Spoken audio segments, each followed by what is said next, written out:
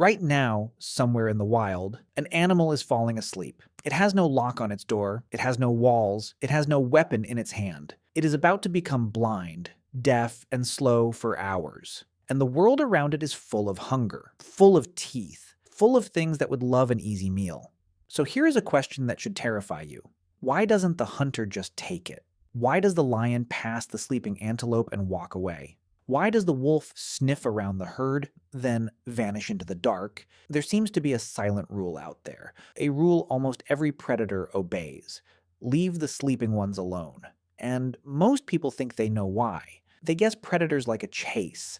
They guess sleeping animals are just hard to spot. But they're wrong. The truth is stranger, darker, older than any of us. And here's the part that will haunt you. That same ancient rule is still running inside your body tonight. Stay till the end. The last part will completely change how you think about the hours you spend asleep every single night. Let's flip this around. Forget being the prey for a moment. Tonight, you are the hunter. You are a lion. The sun has gone down over the Serengeti. Your ribs are showing. You haven't eaten in 3 days. You are weak, but you are still deadly. And there, in the long grass, you see it. A wildebeest, lying down, eyes shut, not moving. You could reach it in seconds. It looks like a free meal.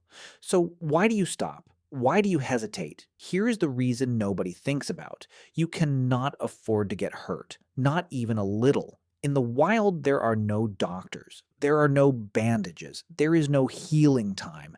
If you break a leg chasing that wildebeest, you will never run again. And if you can't run, you can't hunt. And if you can't hunt, you starve. A single injury out here is a slow death sentence. So every hunter learns one brutal law: a sleeping animal is not a defenseless animal.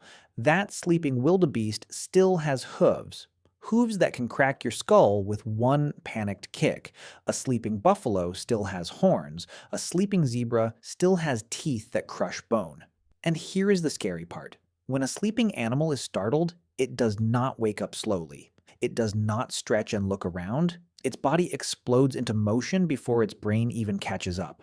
It is already kicking, already running, already fighting for its life before it is fully awake. So attacking the sleeping one is almost as risky as chasing one that's already running. But that is only the first reason.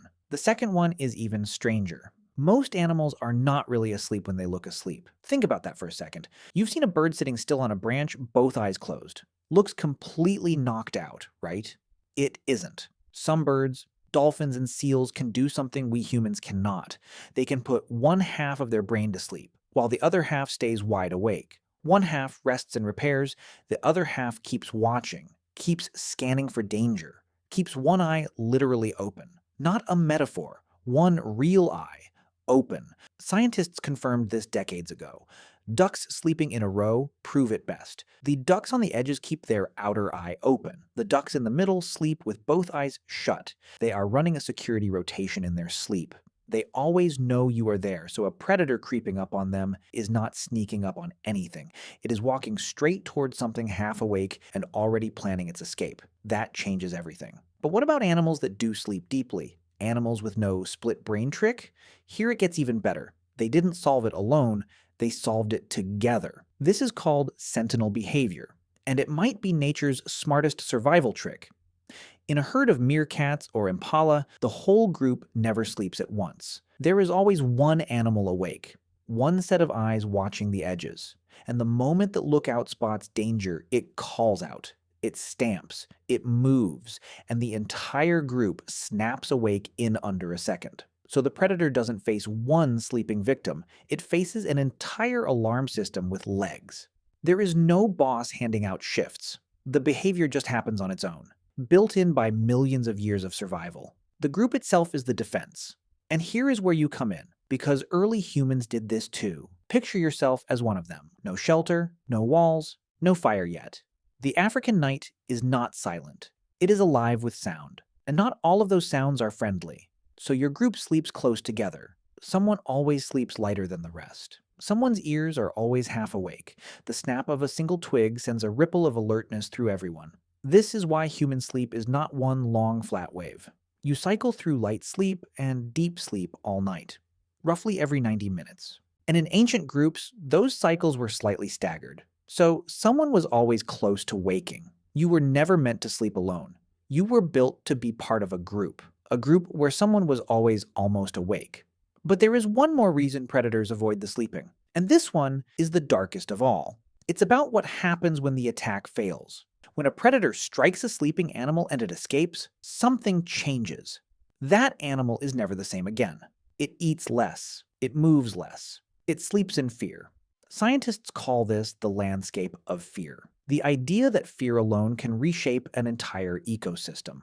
A survivor now knows the hunter is near, and it warns the whole group. Suddenly, every animal in the area is harder to hunt, so a failed attack costs the predator more than a missed meal. It costs them their greatest weapon, the advantage of being underestimated. This is why big cats and wolves show almost unreal patience. They are not lazy. They are calculating. They wait for the perfect moment, when the risk of failure is lowest. And a sleeping animal is rarely that moment, because the sleeping one has hooves. It has alarm systems. It has a group.